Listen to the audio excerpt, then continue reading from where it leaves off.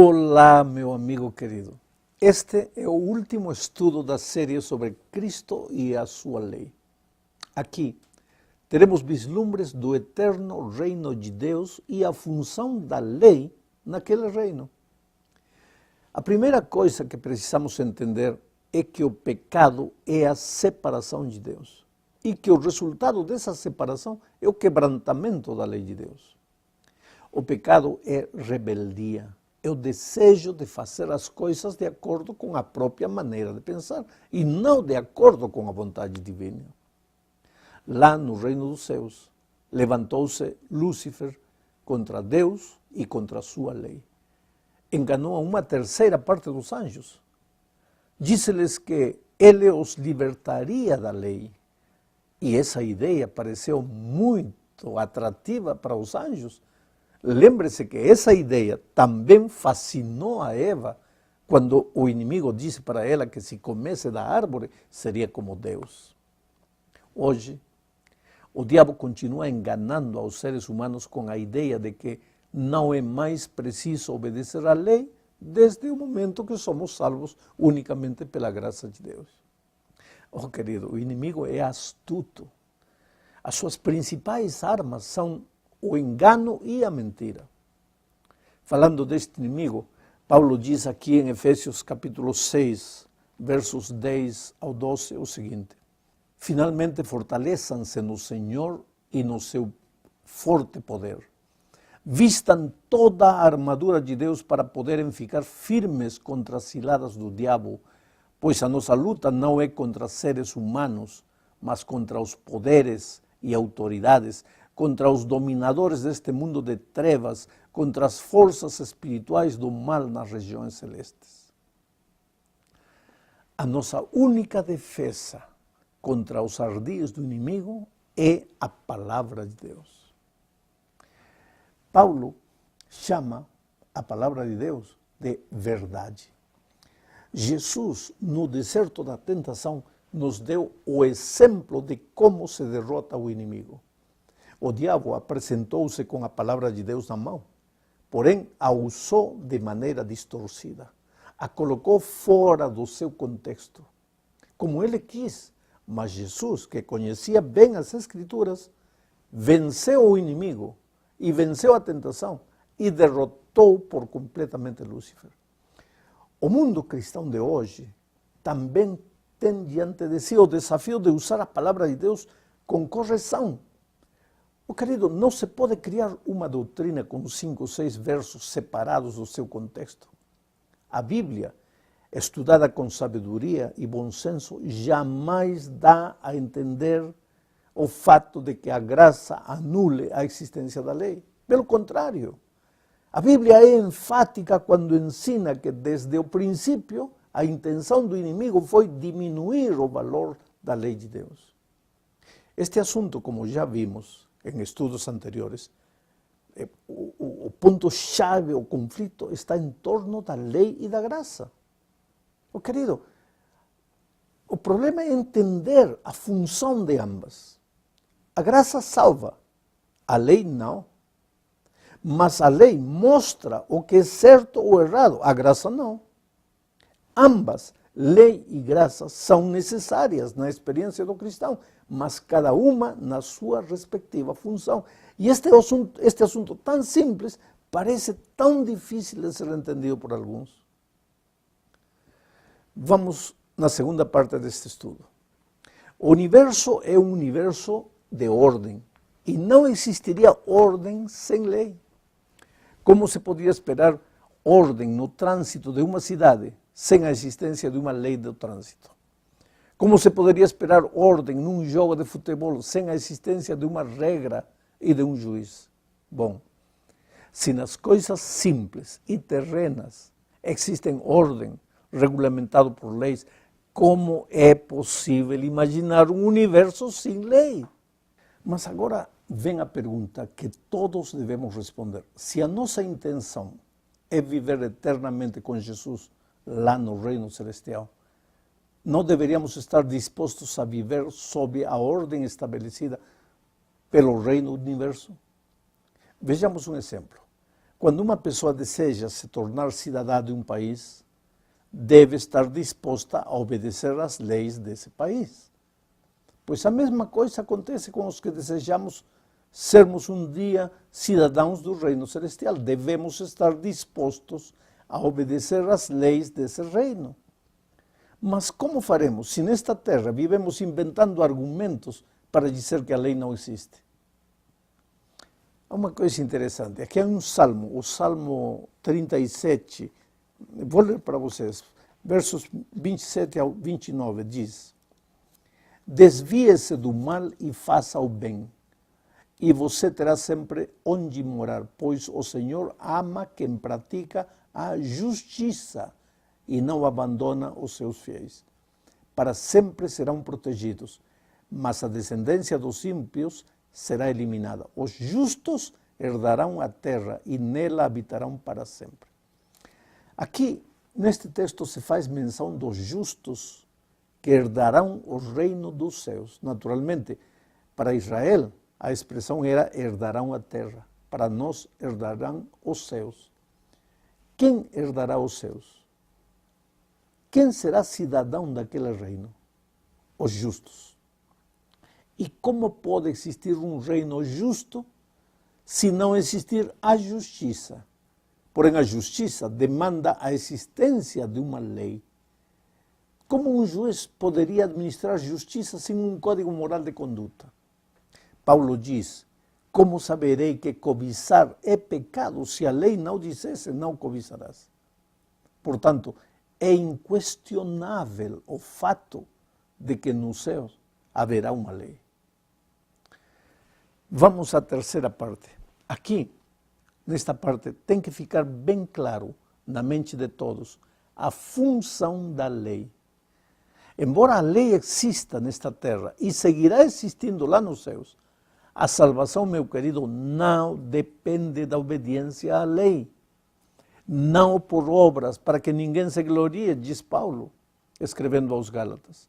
A salvação é um ato divino, oferecido ao ser humano somente por graça.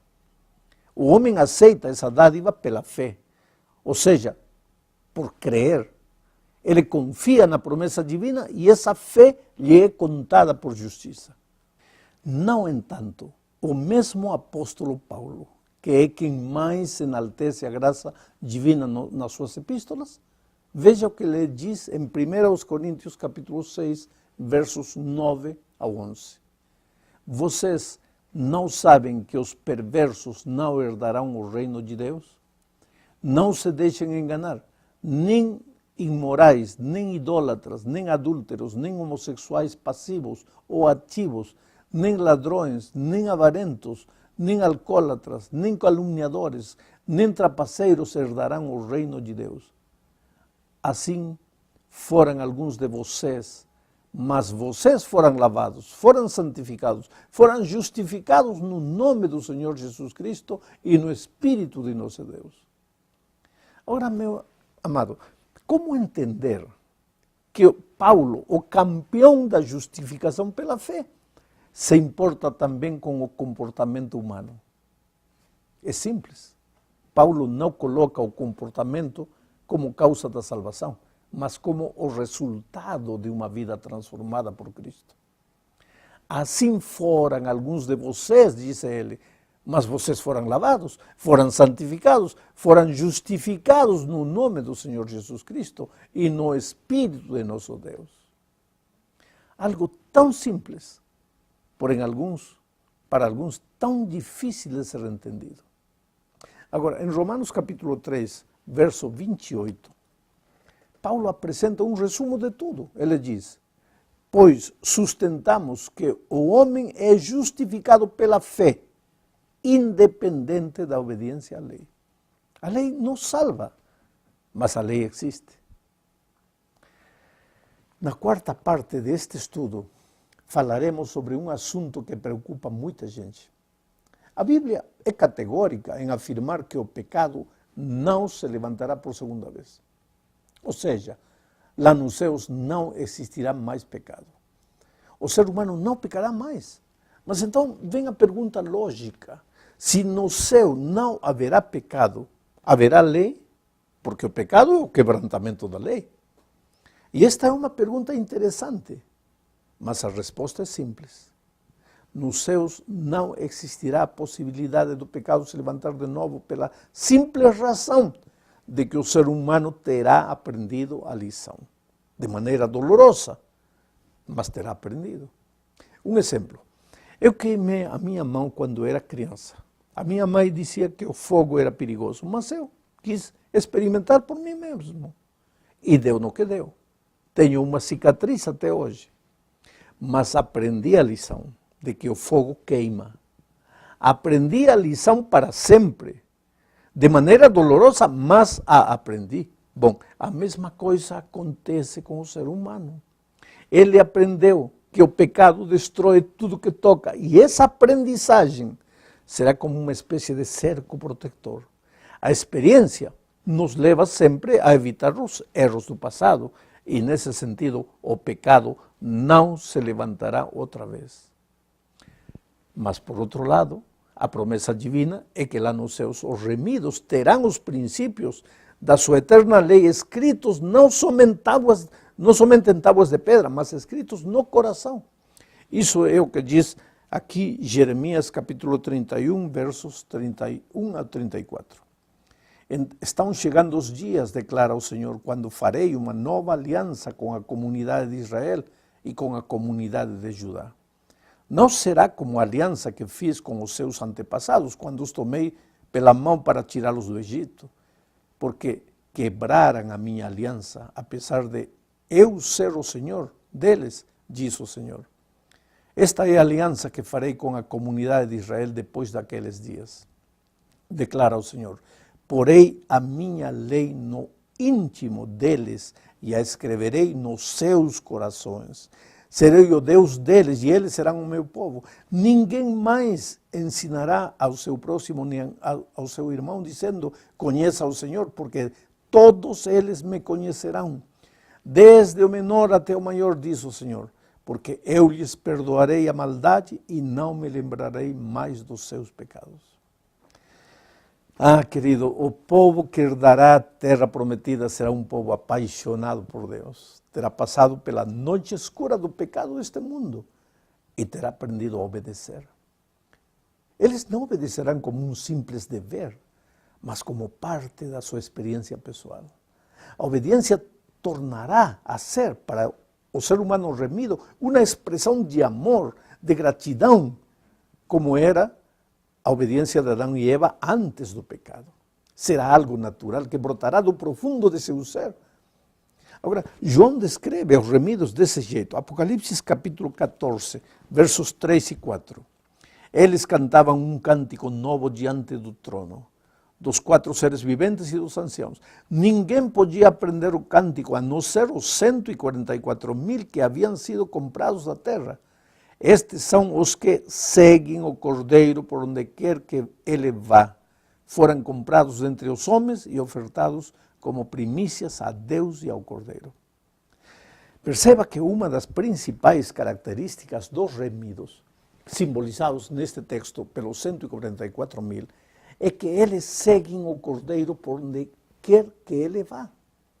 Ora, se eles seguem Jesus lá nos céus, é porque aprenderam a segui-lo aqui na terra. Jesus é o centro da experiência dos remidos. Eles não o seguem por obrigação, nem por medo da disciplina. Eles seguem Jesus por amor. Jesus forma parte da sua experiência pessoal. Chegamos no fim deste estudo falando do ponto final que Deus colocará na morte. Sabe, a morte não é o castigo divino.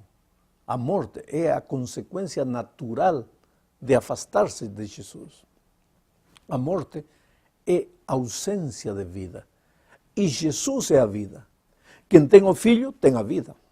Afastar-se de Jesus é afastar-se da vida e entrar no território da morte. A morte, querido, é uma eleição que o ser humano faz. O pecador, como eu vou explicar? O pecado é a separação de Deus. E a morte é o resultado natural dessa péssima decisão que o homem comete. Mas quando Jesus retornar, aí, essa separação já não existirá mais. A promessa está registrada aqui em São João 14, 1 ao 3, diz: não se perturbe o coração de vocês. Creiam em Deus, creiam também em mim.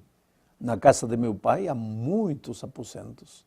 Se não fosse assim, eu lhes teria dito: vou preparar-lhes lugar. E se eu for e lhes preparar lugar, voltarei e os levarei para mim, para que vocês estejam onde eu estiver. Estaremos onde Jesus estará. Finalmente estaremos com Ele para sempre. Não existirá mais separação.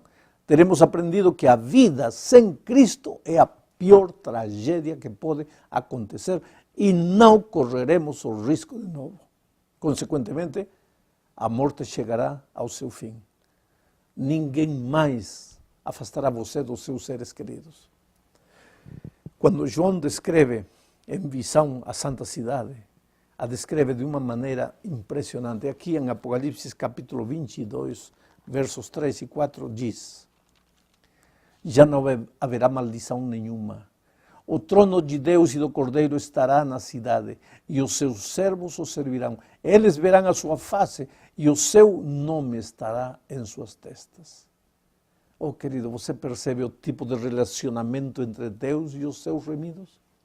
Eles têm chegado a uma experiência de intimidade espiritual que nada destruirá jamais. Mas esse tipo de experiência também pode ser a nossa experiência hoje.